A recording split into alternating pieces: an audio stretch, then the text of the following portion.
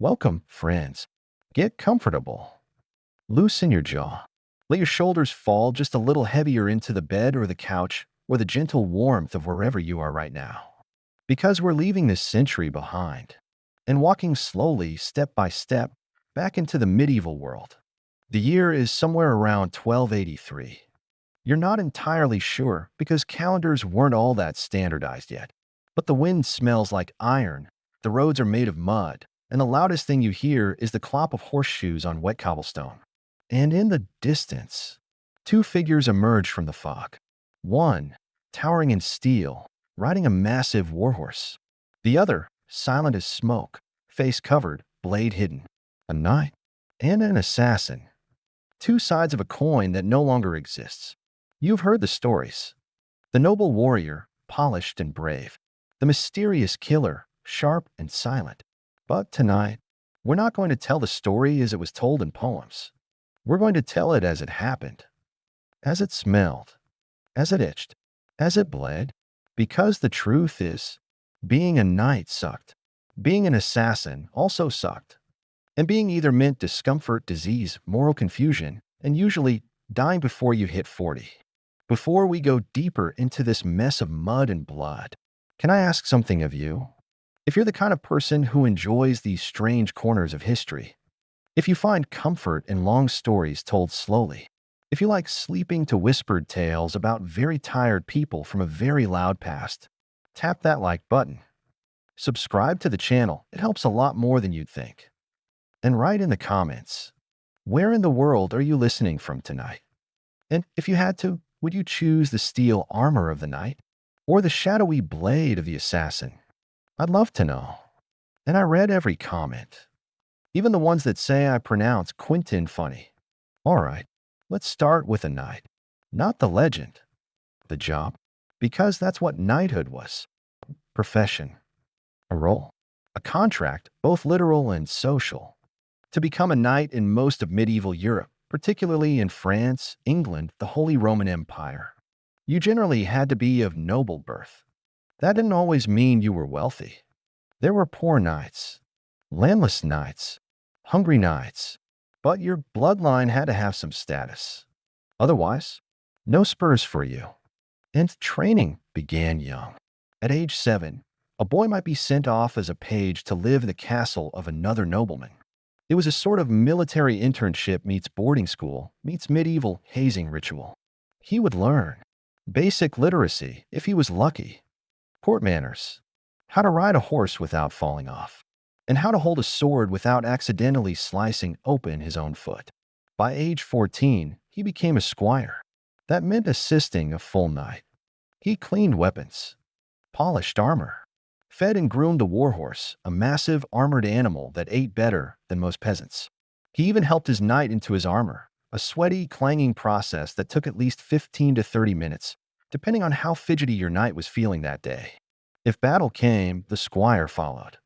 Not always to fight, but to observe, to help, to retrieve fallen weapons, to drag his knight to safety if things went wrong. And things often went wrong.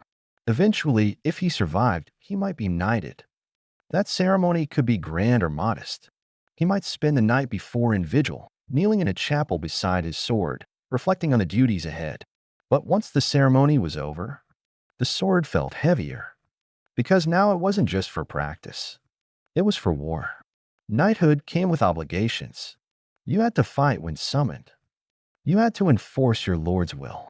You had to defend your territory, even if you disagreed with what your lord was doing. And you had to pay for your own equipment.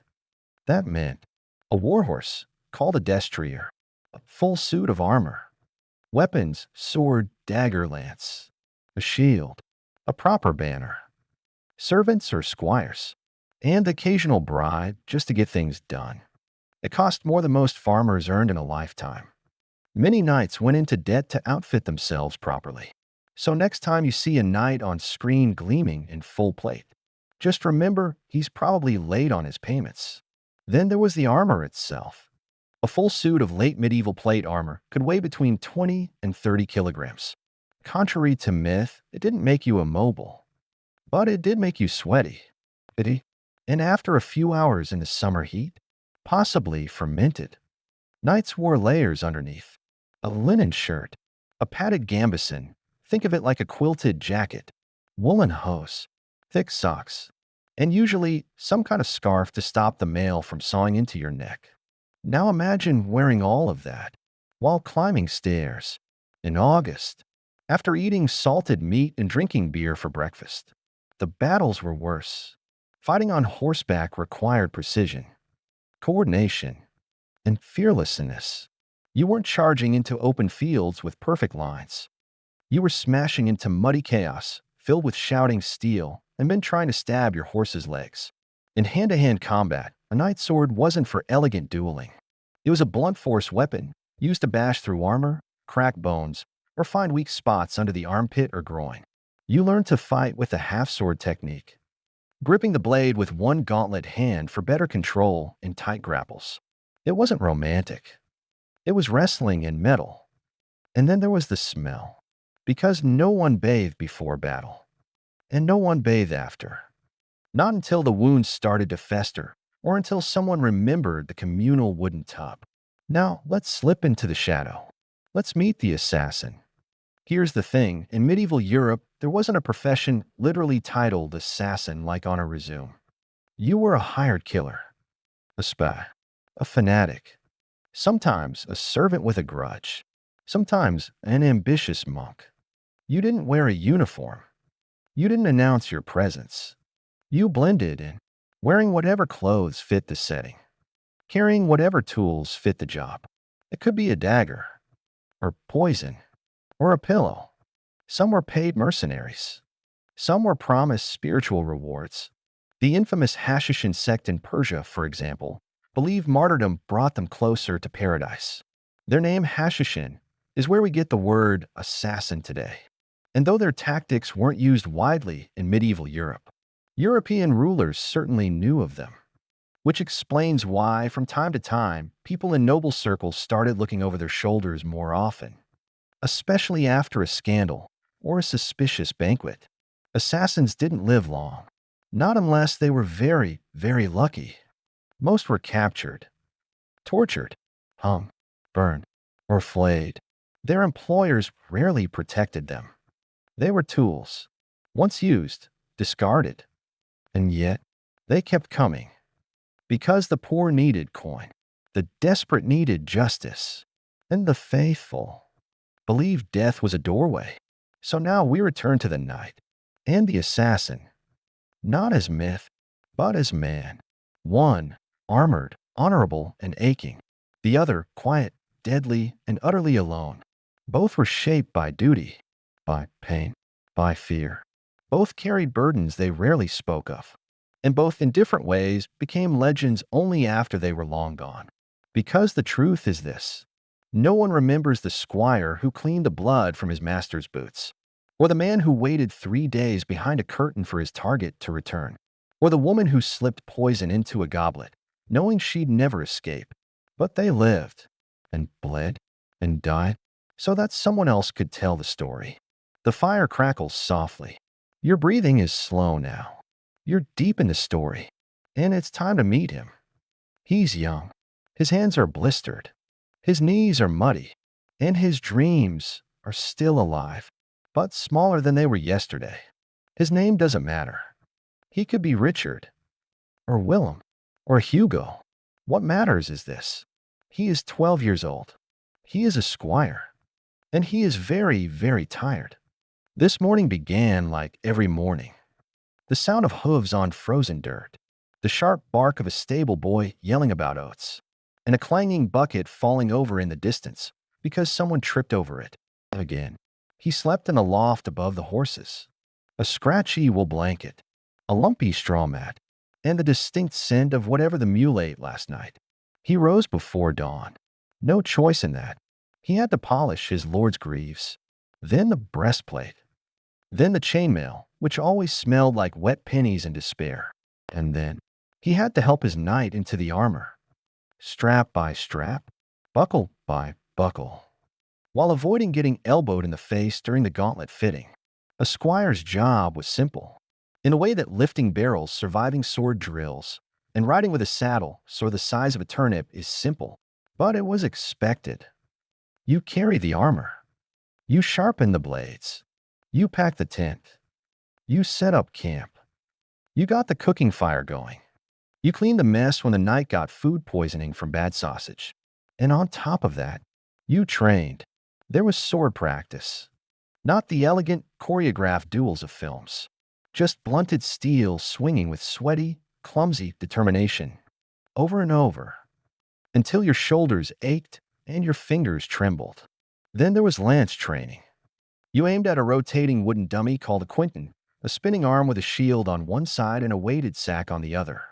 If you didn't hit it cleanly, the sack swung around and slapped you right off your horse. In front of everyone, including the kitchen maid you liked. There was wrestling. There was archery. There was riding until your thighs felt like boiled leather. There was bruising, bleeding, and more bruising.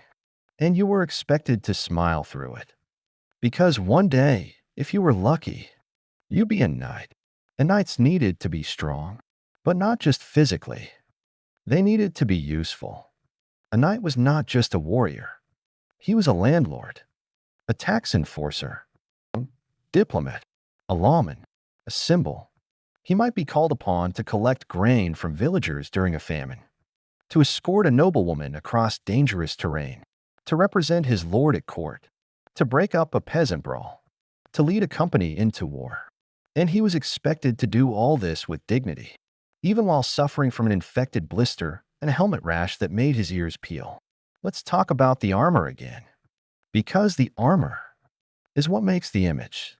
We imagine shining steel, perfectly fitted, powerful, invincible. But armor was complicated. A knight might wear a linen shirt to wick sweat, a gambeson thickly padded, like a quilt with dreams of being a mattress, mail hauberk made of interlocking metal rings, thousands of them, and eventually plate armor, curved and riveted and loud. A full suit could weigh up to 30 kilos. More if you included the sword, the helmet, the shield, and the water he forgot to drink because he was too busy adjusting his leg greaves. And under all that, it got hot. Not warm. Not summer day hot. More like bake a meat pie in your pants hot. Sweat pooled. Rashes flared. Fungus happened. Knights developed skin infections, especially around joints, where friction met damp cloth. Armpits. Thus, necks. The worst part, you couldn't scratch. Not while wearing plate. Not while marching. Not while standing guard for 6 hours during a feast you weren't allowed to eat at. You just endured, or tried very hard to find a tree to lean on and wiggle against. Squires had to clean all of this afterward. Not just the metal, the underlayers, the padding, the boots. All of it smelled like old cheese, boiled mutton, and punishment. Let's take a breath. Imagine the squire again. He's 16 now. He's seen battle. He's heard the scream of horses. He's watched his knight stagger back from a failed charge, bloodied and silent. He's no longer scared, just tired. He sharpens a blade by firelight. The sparks flicker across his face. His hands move automatically. And somewhere deep inside, he wonders if being a knight will feel any different than this. Because right now, it just feels like a very expensive way to be cold and responsible. Let's move forward now. The squire is 21. He stands straighter, carries himself with calm. His jaw is scarred, faintly, from a sparring accident. He walks with a slight limp from a tournament fall 2 summers ago. His hands are calloused, not just from sword work, but from writing reports, lifting sacks, hauling armor, and once shoveling out moat. He is ready, and one morning the Lord calls him forward. A short ceremony, a clean sword, a tap on each shoulder. He is a knight, and nothing feels different. He still wakes before dawn. He still trains daily. He still eats cold bread and watered ale. Still smells of horse. But now, people expect more from him. They expect him to lead, to know things, to inspire, to be brave, which is hard. Because most days, he isn't sure what he's doing. And bravery, well, that's just fear, wrapped in a better outfit. He's assigned to guard duty, or escort duty, or castle patrol, or negotiations with a merchant who is hiding grain and charging double. He rides for hours in the rain. He sleeps in chainmail beneath wagons. He eats meat so salted it crunches. Sometimes he gets summoned to war, call to arms, a land dispute, a noble feud, a rebellion, or just boredom at the royal court. The reason never matters. The blood is always the same. On campaign, he sleeps less, worries more. The nights are colder. The armor is heavier. Sometimes the enemy never appears. Just days of standing watch beside smoldering campfires, staring at the tree lean, waiting for movement that never comes. Sometimes the enemy comes at night, fast, ugly, unannounced. The knight grabs his blade, pulls his helm on with a shaking hand, and rushes into the dark. Steel clashing against steel. Men grunting. Horses screaming. Mud flying. Torches dropped and trampled. There's no music. No banners waving in slow motion. Just noise. Yes. And then silence. Sometimes he survives. He limps back to camp. He unbuckles his breastplate with trembling fingers. His hands are scraped. His ribs are bruised. There's blood on his sword. He doesn't know whose. He doesn't talk about it. Knights weren't encouraged to feel. But deep down, beneath the armor, he's tired. Not sleepy. Tired in the bones. In the heart. Because there's always another march. Another tax to collect. Another letter from court. Another wound to clean. Another friend buried quietly before sunrise. He's learning that knighthood isn't just about duty. It's about repetition. Carrying the weight again and again, even when it no longer makes sense. He rides into town. Children stare. Peasants bow. A baker nods politely and offers him bread. They don't see the cracks. The ache in his shoulder. The scar that never quite healed. The nightmares he never speaks of. They just see the armor. The polished breastplate. The shining helm. But he knows that shine is just oil. Just polish. And inside, he's still just a man. Trying not to fall off his horse when his back spasms. Trying to keep his promises. Trying not to cry during chapel. Because that's not what knights do. But he does cry. Quietly. At night. When no one is looking. When the chapel candles burn low. And the world feels just a little too large. He kneels in the cold stone silence. His helmet set gently beside him. And he whispers names he promised to remember. There are tournaments. Sometimes they break up the rhythm. Crowds gather. Trumpets blare. He rides into the lists. A colorful lance in hand. Borrowed smile. Belly full of nerves. It's not real war. But it hurts just the same. He's unhorsed in front of a cheering crowd. Or maybe he wins a purse of silver, enough to pay off his armor repairs. But later, in the tent, he peels off his shirt and sees a bruise blooming like ink across his ribs. He touches it, winces, and laughs softly, because at least no one died this time. He's 38 now, still a knight, still sworn, but slower. His sword hand is steady, but not fast. He lets the younger ones spar now. He offers advice, corrects their footwork, teaches them to breathe through pain, to aim beneath the arm, to respect the silence after battle. He doesn't speak of his own first kill, or his worst mistake, or the woman he never married because he was too busy obeying a lord who's now long dead. He just nods, watches, and sharpens his blade anyway, because he knows, one day soon, another call will come, and the road will stretch out ahead of him again, and the saddle will feel a little higher, and the nights will feel colder. But he will ride, because that's what knights do. They ride, they fight, they endure, even when the weight becomes too much, even when the armor no longer fits, even when the boy inside is long gone. There is no fanfare for him, no parade, no ceremony. There is no stable with his family crest, no banner hanging above his bed. He does not have a squire. He has no squire because he has no name. At least, not one anyone would remember. He is a man in the shadows, or a woman, or a boy, or a girl. Assassins didn't wear uniforms. They wore opportunity. And tonight we follow them. Into the back streets, through kitchens and courtyards and curtain-drawn rooms, past the pomp, beyond the battlefield. We follow the ones who didn't fight wars, but ended them. Unlike knights, there was no school for assassins in medieval Europe. No noble blood required. No official order. No textbooks. But that doesn't mean they didn't exist. They absolutely did. Because power always breeds enemies. And enemies, especially wealthy ones, have a habit of hiring professionals to make their problems disappear. And so the profession was born. Not a title, not a guild, just a whispered need, and someone willing to fill it. For the right price. Who were these people? Some were mercenaries, soldiers who'd seen too much and been paid too little, with nothing left but muscle and skill and rage. Some were peasants, desperate, grieving. Perhaps a child had died during a noble's raid. Perhaps justice never came. Perhaps revenge whispered louder than fear. Some were agents, hired by noble families, or religious factions, or ambitious clergy, quiet men who dealt in secrets, not swords.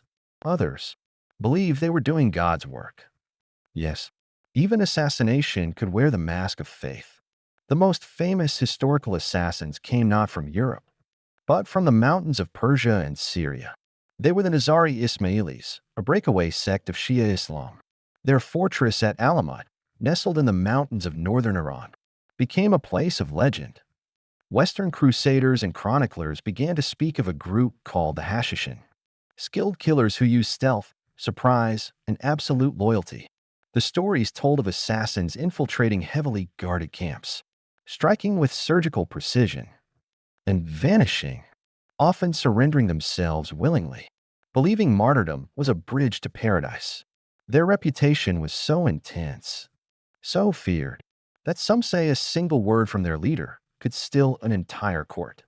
Whether or not that was true, the fear was real, and so was the name, Hashishin, which evolved over centuries into the word we use today, assassin. But what about Europe? There was no formal assassin order in the Christian kingdoms, but the role still existed, and it was filled by whoever had the motive, the means, and the lack of better options. In Italy, during the Renaissance, poison became the favored tool of the ambitious. A sip of wine, a drop in the soup, a powder on the lips of a glove. It was harder to trace, easier to deny. The Borgia family, famously or infamously, used such methods. Not personally, of course, but through agents. Because murder, like everything else in medieval Europe, was best done at a respectable distance. But there were blades, too.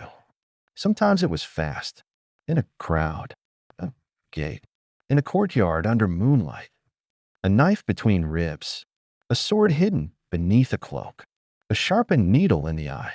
Sometimes it was slow, planned, weeks of watching, blending in, pretending to be a gardener, a monk, a kitchen boy, a maid. And when the moment came, they struck and prayed they weren't caught, because capture was worse than death. Assassins, if discovered, were tortured publicly, often creatively. They might be drawn and quartered, limbs tied to horses and pulled apart, broken on the wheel, bones shattered one by one, boiled alive, or if the crime was political enough, burned in the town square while the audience threw rotten vegetables in between prayers. Execution was theater, a message. This is what happens when you cross the line. And that's the truth. Assassins rarely lived long enough to spend their coin. They were expendable, useful until they weren't, used by nobles, discarded by kings, buried without names. And still, they kept showing up. Let's take a closer look at how it worked. You're in a tavern. It's loud. Mugs clink. A bard tunes a lute in the corner badly. A hooded figure enters. Not unusual. Everyone wears cloaks in the rain, but they sit quiet. They order nothing, and eventually someone joins them. They speak low, quick, a nod. A coin pouch passed under the table. A paper note burned seconds later. That's how a contract might begin. No code names, no briefcases, just faces, coin, and purpose. The target might be a rival merchant, a treasonous priest, a soldier who saw too much, a noble with the wrong opinion. You study them. 4 days, sometimes weeks. You learn their patterns. When they're alone, what they eat, when they pray, what door they forget to lock. And when the moment is right, you strike, clean, fast, and then you leave. Through a back alley, over a roof. Or maybe you stay. Sit quietly. Order a drink. Act surprised when the body's found. You were never there, even if you were. Let's walk deeper now. Through the stone streets still slick with rain. Past shuttered windows. Past the sound of a baby crying in the distance. Through the back of a candlelit apothecary. And into the world of tools. Because killing in the Middle Ages wasn't clean. It wasn't high-tech. There were no laser sights. No suppressed pistols. Only what your hands could carry. And what your mind could imagine. The most common tool, the dagger. Small, concealable, quick to draw, easy to hide in a boot, beneath a sleeve, under a loaf of bread if needed. Blades were often double-edged, made of iron or steel. Simple hilts. No engravings. Nothing traceable. Some assassins carried two, one for killing, one for escaping. Some sharpened theirs daily. Others believed duller tips caused more internal damage. Messier, harder to treat, more effective. But for others, the blade was just backup. They preferred something slower, something quieter, something untraceable. Poison, the assassin's second language. Europe in the Middle Ages didn't lack for toxic ingredients. Nature was generous, and apothecaries rarely asked questions. There was belladonna, also called deadly nightshade. A few berries could stop the heart. Hemlock, made famous by Socrates, but used more commonly on political opponents. Arsenic, odorless, tasteless, and common in rat poison.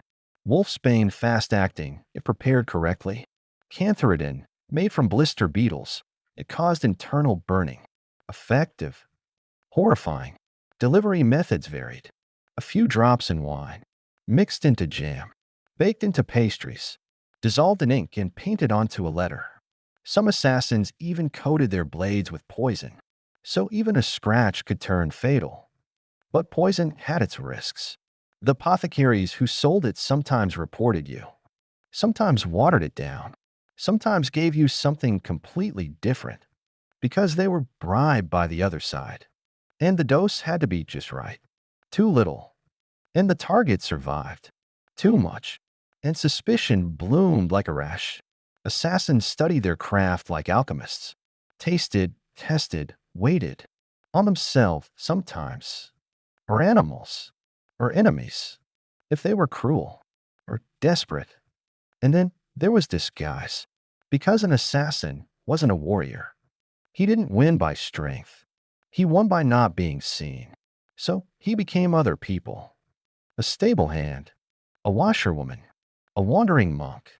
A blind beggar with a tin cup and a perfect view of the city gates. Some assassins learn to forge letters, imitate seals, or mimic handwriting. It helped them gain access, change orders, open doors that should have stayed shut. Others learned languages, Latin, French, Italian, German, so they could pass as diplomats or merchants or scribes. The good ones were invisible. The great ones, they made themselves wanted. They got inside. They earned trust. And then they betrayed it. Let's pause. Because betrayal, that was the sharpest tool of all. And the one that often came back to cut the assassin himself. No matter how skilled, no matter how quiet, assassins were rarely protected. They worked for someone. A noble, bishop, queen. And when the job was done, they were a liability. Some were paid off and sent far away. Some were invited to banquets and never left.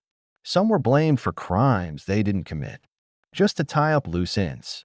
And if they spoke out, they disappeared. Assassins didn't retire. They were either kept quiet or buried. But perhaps worst of all was the silence, the loneliness. You couldn't tell anyone, couldn't trust anyone.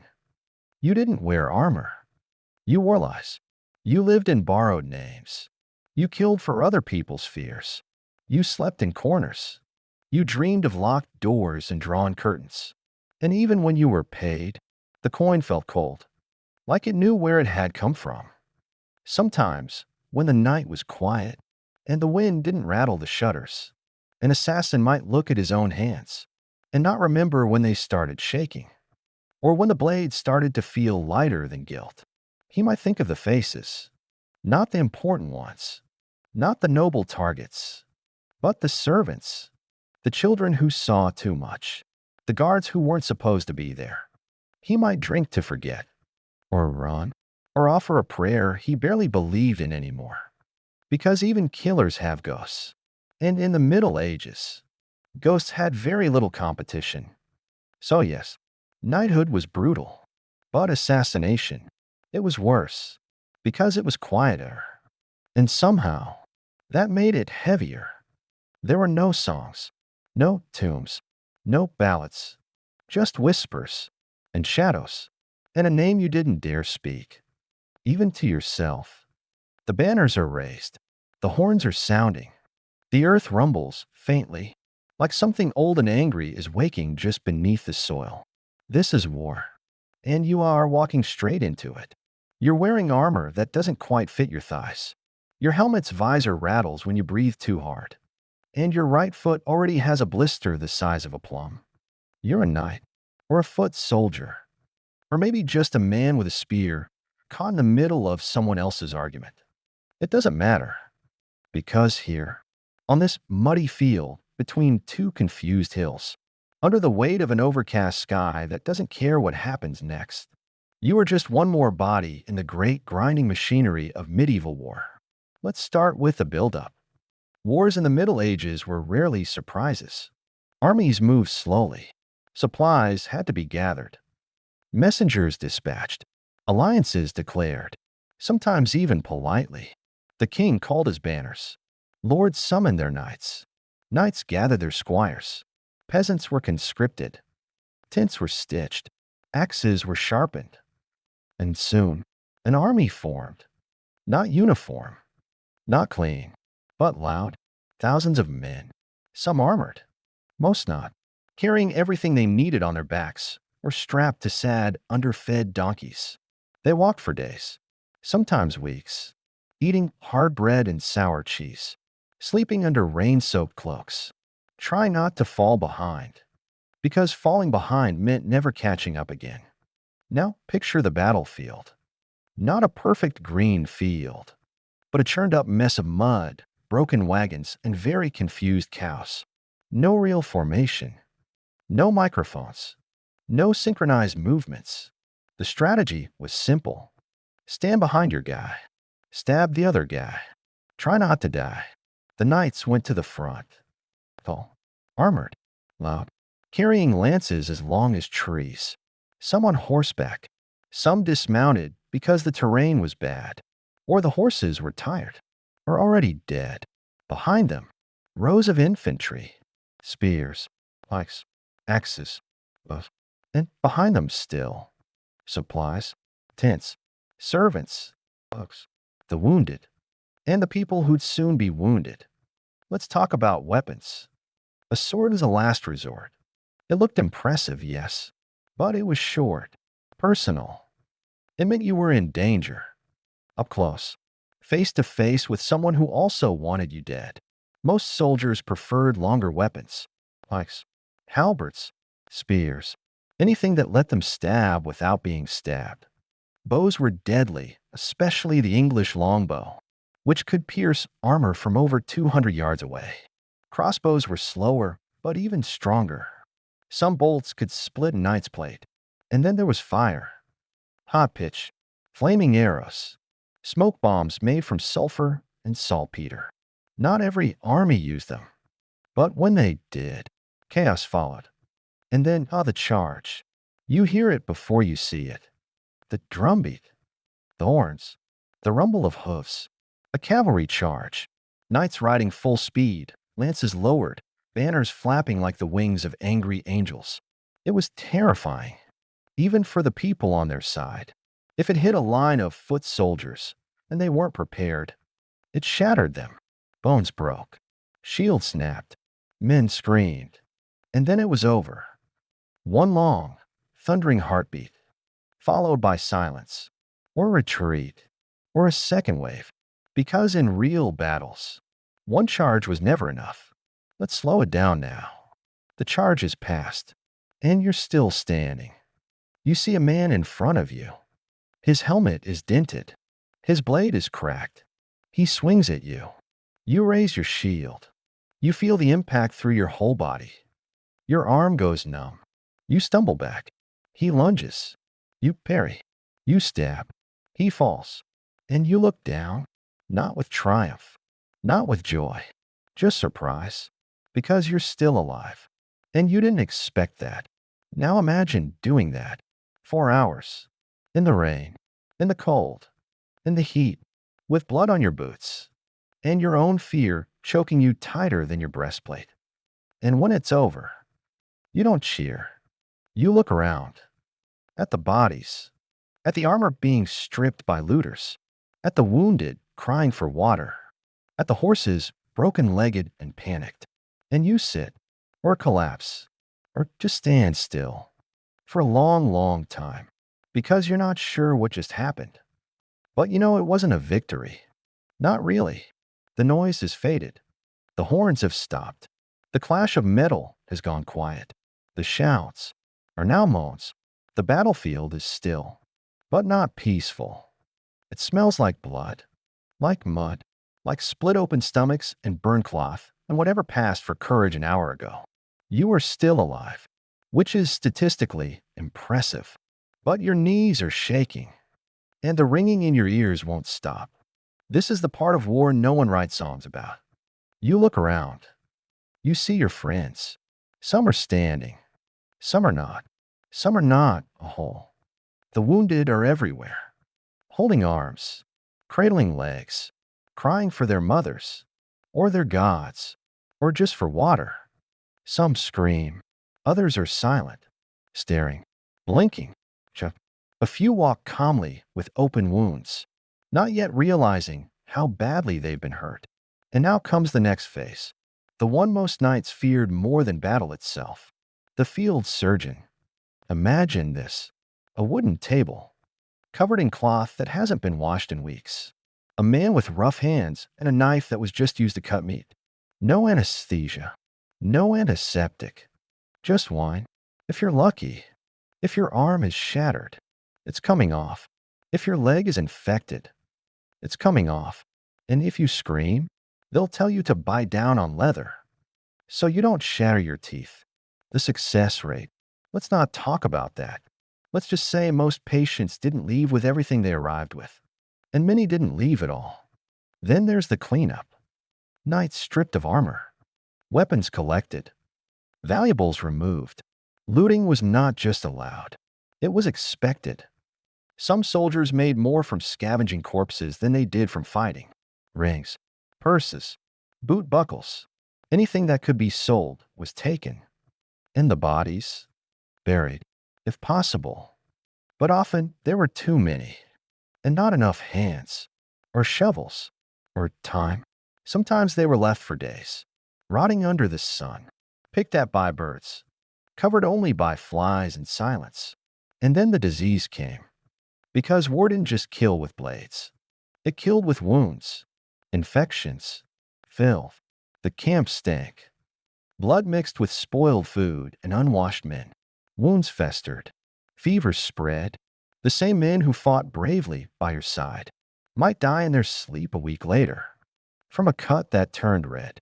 There were no antibiotics, no sterile bandages, just moss, boiled herbs, and blind hope. Emotionally, too.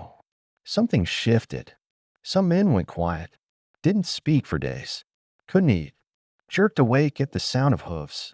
Others grew cruel, hard, laughed too loudly, drank too much. Some made jokes while stripping corpses, because the alternative was crying until their eyes gave up. There's no word for PTSD, but it was everywhere. In the shaking hands, the distant eyes, the sudden rage, the broken sleep. If you were lucky, you survived with just a scar, maybe a broken nose, a limp. You might go back home, to your village, to your manor, but you wouldn't be the same. How could you be? You saw things, did things, things no one talks about. Not in the castle, not at market, not even in confession. You buried your friends and the enemy, sometimes in the same trench. You rode back with your sword dull and your heart duller. And when people asked what happened, you just said, it was war, and looked away. And yet, some return again, and again, and again, because they were paid, or bound by oath, or too hollow to say no. Some even missed it, because in war, everything made sense. And in peace, there were bills, politics, shame. Some men only felt alive when they were close to dying. That was the most dangerous wound of all. So the next time you see a medieval war in a film, with its soaring music, its slow motion charges, its heroic deaths, remember this. War was not glory. It was survival. It was chaos. It was men in the mud, trying to kill each other, because someone else told them to. And even if you had a sword, you were still just one heartbeat away from silence. Even when you did everything right, especially when you did everything right, if you were too strict, you were a tyrant. Too lenient, you were suspicious. Too successful, you were a threat. Too quiet, you were hiding something. The only safe way to be a knight was to not be noticed at all, which, of course, defeated the point. Then there was inheritance. Let's say you owned land, a small estate, a tower, a few cows. Who got it when you died? Well, if you had sons, the eldest might inherit it, unless a cousin disputed it, or if the church claimed it, or your lord decided to redistribute it, or your debt swallowed it whole. If you had no heirs, the land went back to your lord. Just like that, years of work, gone, folded back into the estate, given to someone younger, more obedient, or just better connected. And speaking of connections, let's talk about church politics. Because knights were supposed to be pious, they attended Mass, funded chapels, fasted, prayed, but they also needed the church's approval to marry, to claim land, to settle disputes.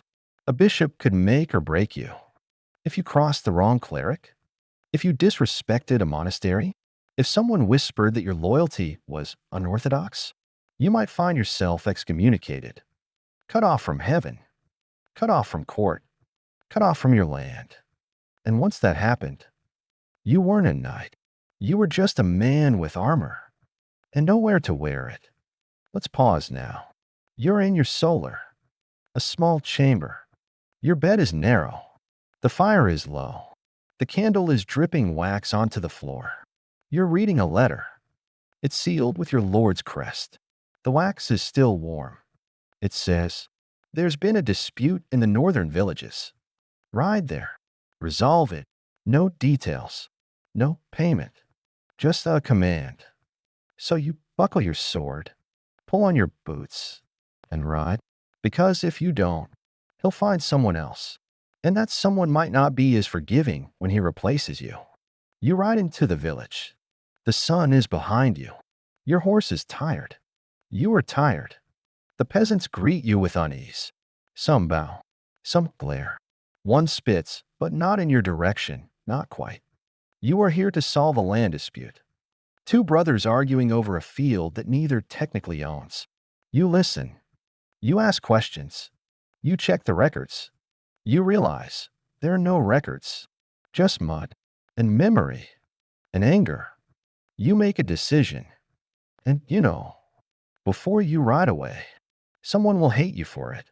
That's the truth about being a knight. You weren't always the hero. You were the administrator, the tax collector, the land divider, the traveling judge with a sword and a headache. And every decision left a mark, not always on paper, sometimes just on faces. Grudge here, a muttered threat there. And over time, you became a symbol of someone else's power, not your own. Let's talk now about punishment. Because knights weren't immune. If you broke your oath, you faced consequences. You could be fined, often heavily, imprisoned, sometimes for life, stripped of land if your lord revoked your grant, or even stripped of your title. Yes, you could be unknighted. It wasn't common, but it happened. For treason, cowardice, heresy, refusing to answer a call to arms. Your sword would be taken, your spurs removed, sometimes publicly with hammers, your name scratched from records. You were no longer sir. You were just you. And everyone would know. Some knights fled justice. They became robber knights, disgraced warriors who took to the forests and roads, turning to banditry. They attacked merchants, raided rival estates, harassed villages. Some claimed they were still fighting for honor. Others just wanted coin. They were hunted, captured, hanged. But some became legends. Ballads were written, their crimes softened by time, their deeds twisted into tales of rebellion. Because history likes a rogue, even when the law didn't. And then there was financial collapse. Being a knight was expensive. Armor rusted. Horses died. War ruined land. Alliances failed. And if you owed too much, your land could be seized, your household broken up, your squire reassigned. You might end up back where you started, sleeping beside a fire with nothing but your sword and regrets. Some knights joined mercenary bands, sold their skill to the highest bidder, fought in foreign wars, wore colors they didn't believe in, because starving was not chivalric. Let's talk about reputation. Because sometimes a knight fell without ever drawing his sword. A rumor, a forged letter, a misplaced seal. Suddenly, you were accused of supporting a rebellion, harboring heretics, questioning the king, speaking with the wrong people. And once accused, proof didn't matter. People distanced themselves. Friends went silent. Servants whispered. Your lord didn't respond to your letters. You were left to defend yourself, alone. Maybe you petitioned the crown. Maybe you rode to court. Maybe you demanded trial. But if the lords had already decided, your fate was ink, sealed, stamped, filed. And if they were feeling kind, you were sent to a monastery. If not, a cell, a rope, a scaffold. No matter how many battles you'd fought, no matter how many oaths you'd sworn, knighthood was not protection. It was performance. And when the audience turned, the play ended. Let's slow now. You're older. Your joints ache in the rain. You can't lift your sword without wincing. You live in a small house now. Your squire is gone. Your horse is gone. Your land is being managed by your nephew, who prefers hawking to swordplay. You wake early, out of habit. You pray, out of memory. You polish your armor. What's left of it? Not because you'll wear it again, but because the rhythm soothes your hands.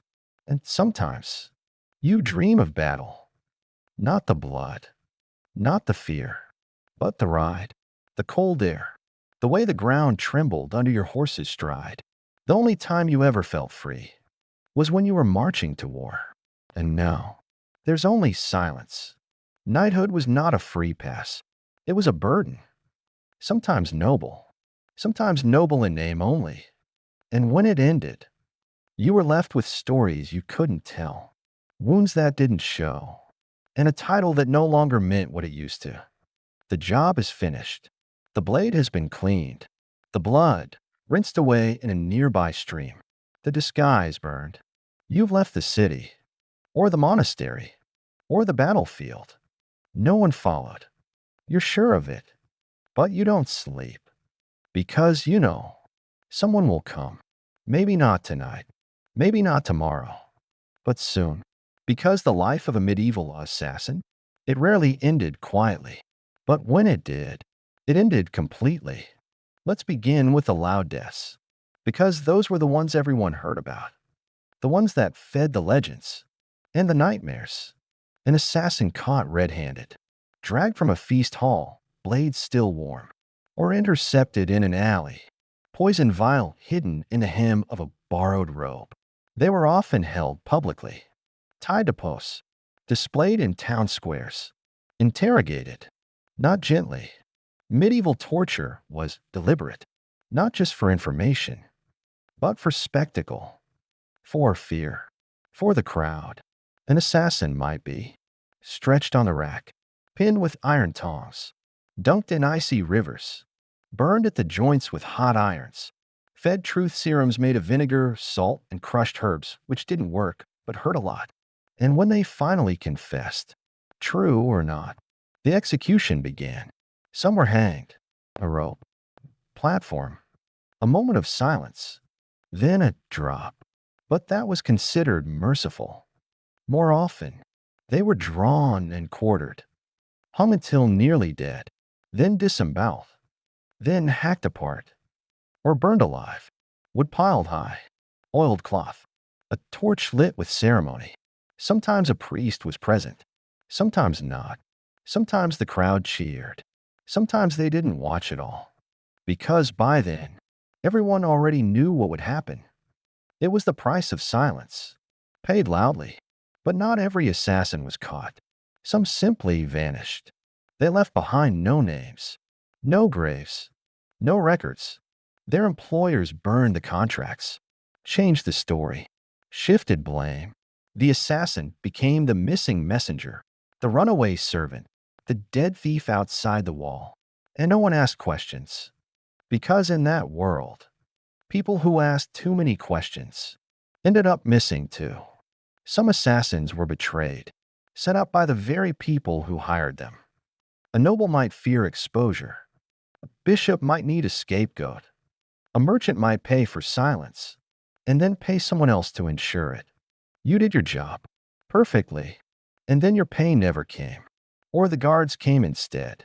Even among assassins, there were whispers of those who tried to retire, who bought land, tried farming, tried peace. They didn't last, not because someone found them, but because they couldn't sleep. They heard footsteps that weren't there, felt eyes on them during Mass, flinched at creaking doors. Some returned to the only life they knew. Some drank themselves into forgetfulness. Some ended it themselves. A knife, a river, prayer. Because there is something that happens to a person when every day might be your last. You start to forget who you were before. You live behind names, behind roles, behind masks. And one day, you take the mask off, and there's nothing underneath. Not anymore.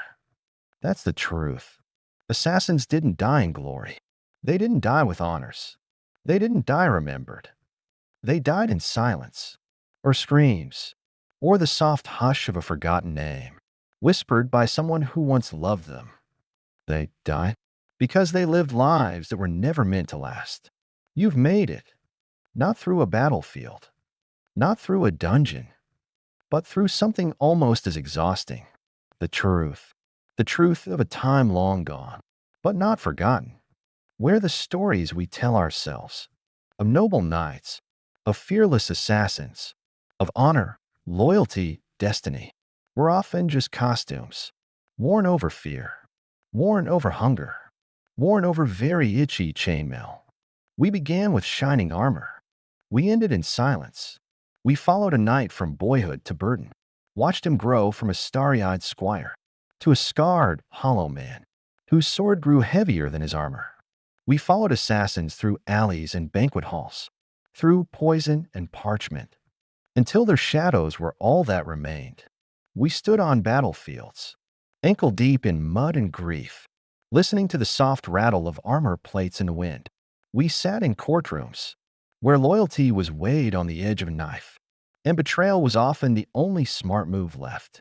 We saw how being brave didn't mean you weren't scared, how being powerful didn't mean you were safe, and how being clever didn't mean you got to live. These were not heroes, not the way we wish they were. They were people, hungry, tired, in pain. They wanted to serve, or survive, or be remembered. They wanted to die with purpose, or at least with their boots on. Most didn't get either, but that doesn't make them meaningless. It makes them human, and perhaps that's why we tell their stories. Not because they were perfect, but because they were broken in the same ways we are, just with worse hygiene. So the next time you hear someone romanticize the Middle Ages, the chivalry, the swords, the silent killers under moonlight, you can gently remind them that those swords rusted, those oaths cracked, those killers cried, and even the strongest knight eventually had to take off his armor and find he was just a man underneath. Thank you for listening. Whether you're awake or drifting now, whether your eyes are still open or already closed, know that history doesn't sleep, but it does get quiet. And sometimes that's enough. Good night, traveler. Dream gently, and may your sword stay sharp, only when it needs to be.